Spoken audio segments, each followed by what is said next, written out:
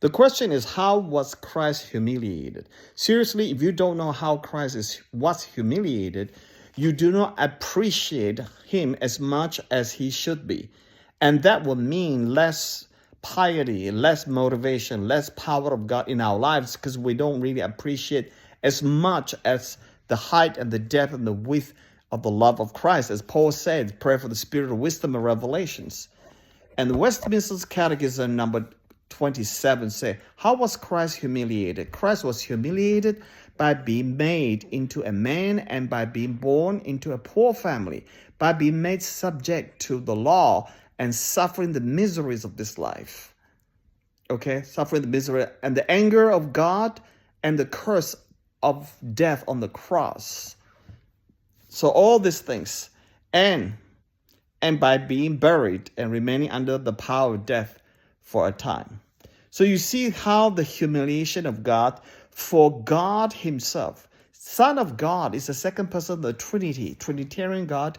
He is same in substance as God the Father and equal in power and glory with God the Father. And yet he came and he born as a man and born to poor family, but made subject to the law. That is big. Law was written by the fingers of God, by his fingers, he and the Father. And yet now he made himself subject to the law he wrote. Think about it. So that means he volunteered. He offered himself to lower down himself. That's why the book of Hebrews or Galatians say he emptied himself, right? Ephesians, he emptied himself of the glory of God to come down to become a man and suffered, be made subject to the law. You know, how can the God who wrote the law be made subject to the law? Think about that. And suffering the miseries of this life and the anger of God, his Father, and the curse of death on the cross. Even the death on the cross is a curse. He was cursed because we are cursed.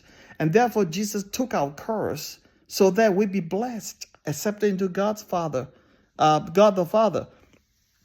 And then he was buried and remaining under the power of death for 3 days.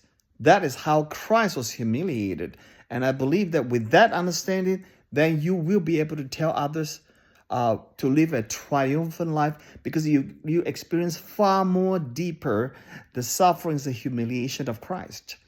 That is how we have to make it happen. Or else, our understanding of Christianity is shallow. And therefore, our walk with God becomes shallow. And then we cannot grow, experience God as much as what we should be, as what we want to be. And this is a phenomenon. We must know and understand the humiliation of Christ.